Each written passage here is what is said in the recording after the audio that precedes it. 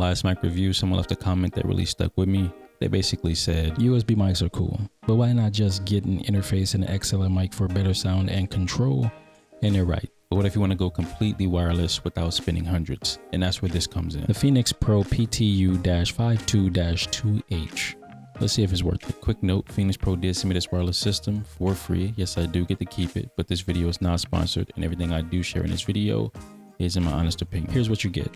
2 handheld cardiodynamic mics, a dual channel UHF receiver with metal housing, dual antennas, 2 balanced XLR outputs, a mixed 1/4 inch output, and a carrying case.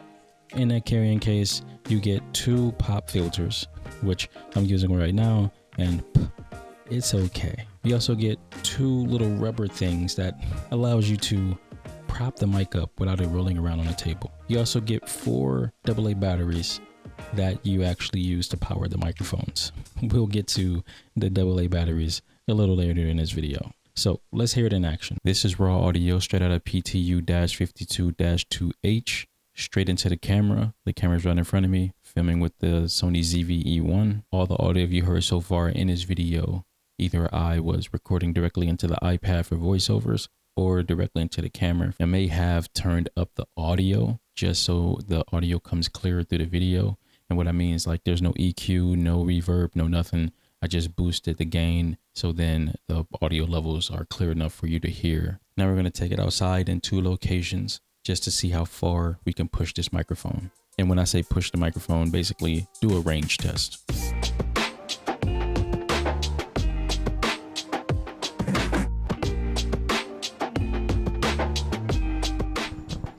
So this is my attempt at a field test with the, and I don't remember the name because it's a long one, but this is the Phenyx Pro PTU-52-2H, or the Phenyx Pro PTU-52-2H.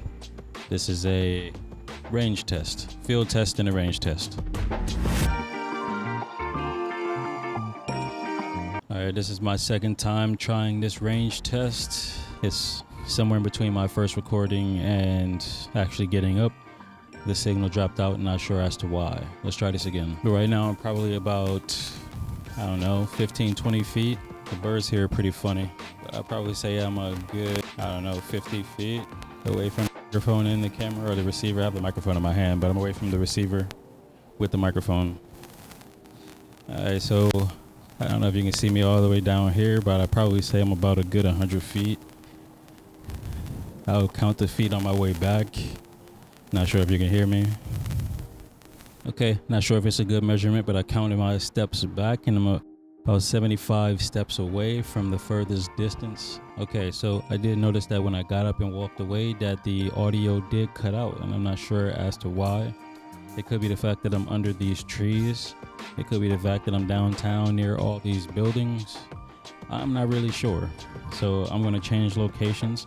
And I'm gonna go somewhere that's by a bigger body of water, but there's less trees and it's just more open. And let's see if when I walk away from the camera, it actually continues to hold this connection, because from what I could hear by listening to it on the camera, it does cut out a bit as soon as I get about 50 feet away.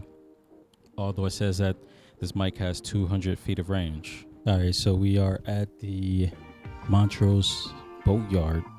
It is pretty bright out here. So what I'm gonna do is I am going to step away and I'm just checking the audio, make sure it's working. So right now I'm probably about 3 feet, not even, yeah, about 2 feet away from the camera, 2.5 feet, or from the receiver. So I'm gonna get up and I'm gonna walk some distance down that way and see what happens, as we do have some trees on the right of me, and then there's water and trees on the left of me. And there are a lot of people outside right now. Today is like one of those weird days where I would come out here on a Monday through Thursday and I hardly be anyone out here, but today is Friday. And I'm wondering if the weight of this is pulling it down, which may be causing some of the interference, but who knows? All right, so a little further down, probably about a good 20 feet.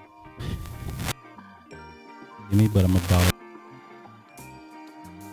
not sure if you can, I'm about 75 feet away. Yeah. All right, way down here. Hopefully there's not a big, huge gust of wind that comes. I would say I'm probably about 100 feet away. You really can't see me. Probably as far as I can. still being in the line of sight of the actual camera without seeming like a small speck. But I'm still over here.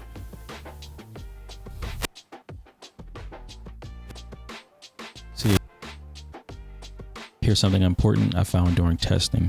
You cannot run a line directly from the Phenyx Pro into an iPad. I had to use the Focusrite 2i2 in order to run a line into the iPad. And how that works is that I had to run a line out, the same line out that I'm using to record audio directly into the camera, into the Focusrite, into one of the XLR inputs in the front in order to push the audio out into the iPad.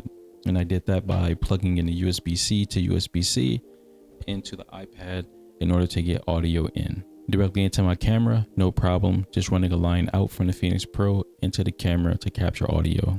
It's a clean, simple process. It comes with a adapter in order for you to run it from the Phenyx Pro into a camera, which is great. And my guess is that I couldn't run it into the iPad because there's no 3mm jack here. I did not have a dongle in order to test it out. So I used what I had in order to get this to work. Now, when it comes to a phone, I'm pretty sure you can connect this if it has a 3mm jack or a dongle, and you want to start like a video or audio podcast, and you want something cheap, clean, to where you really don't have to do too much audio processing on the back end. This is a great setup for that. I did want to jump in here to talk about connecting the Phenyx Pro to a phone. It's something that you can do. So my first test was this. You can run a 3mm jack from the Phenyx Pro into another device. And I do know some phones can run phantom power. However, iPhone is not one of those phones. So I have the Pixel 4a here. As you can see, it does have a 3mm jack on top of the phone. Is it focusing? Yes, it is. So there's a 3mm jack on top of the phone. Let me hide my face. As you can see there. So my thought was, if I can run a 3mm jack from the Phenyx Pro into my camera, it should technically work on a phone. However, on this phone that I tested, it does not. And the Galaxy S25 Ultra does not have a 3mm jack, and the iPhone 13 Pro does not have a 3mm jack. And I have an iPhone 8 as well, but that does not have a 3mm jack either. So it did not work on the Pixel 4a. But I do have the Galaxy S25 Ultra, and I know that you can run phantom power from the Google Pixel A and the Galaxy S25 Ultra.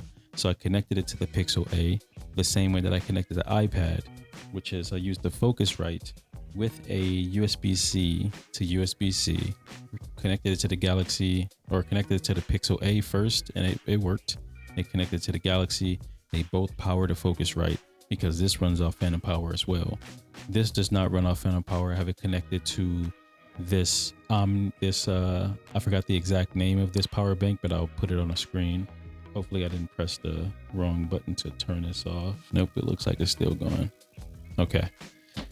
And I'll talk about this power bank, which I've had for a few years, but it has a button that lets you connect a wall outlet, which is connected right here, and a USB. And I don't want to power that off while I'm using this.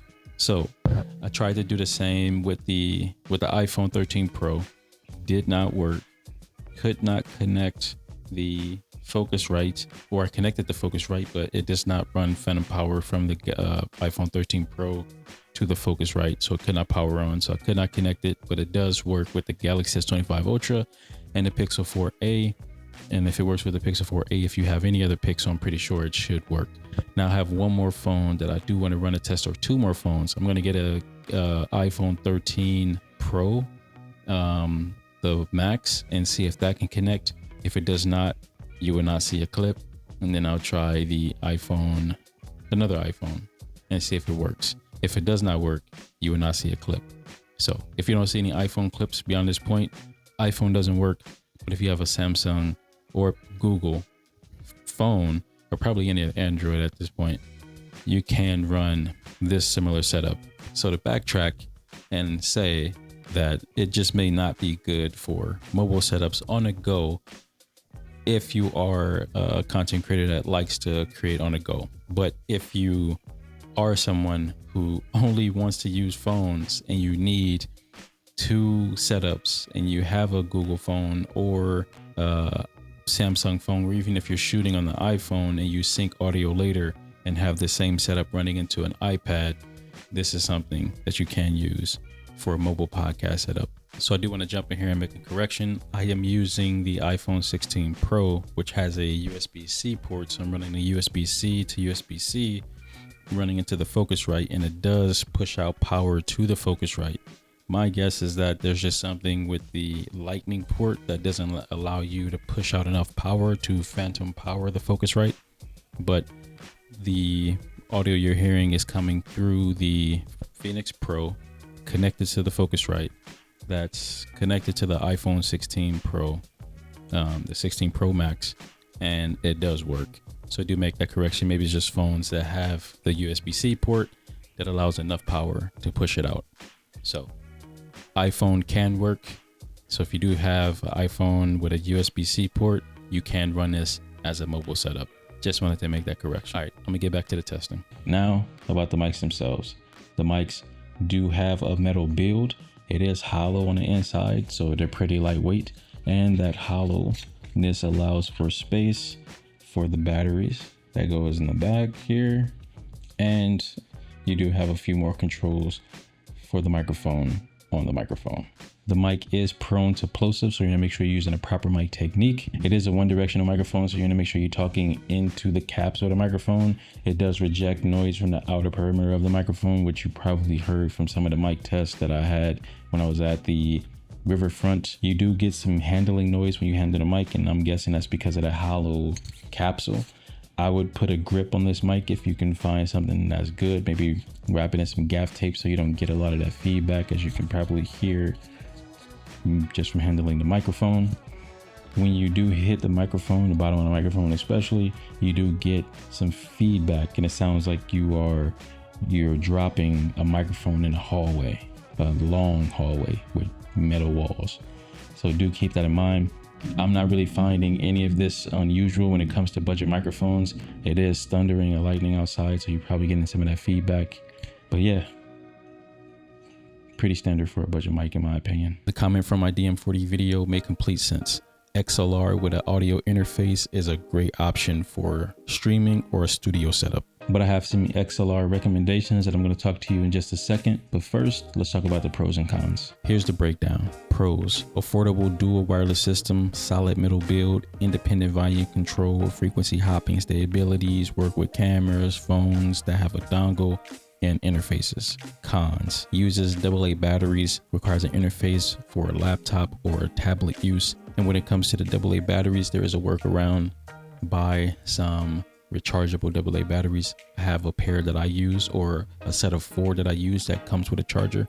Link down in the description. One thing I've learned from years of buying tech is that there's always pros and cons. Sometimes new gear solves one problem but creates another you didn't have before, but that doesn't make it bad. It's just part of figuring out what works best for your setup. Would I recommend this microphone?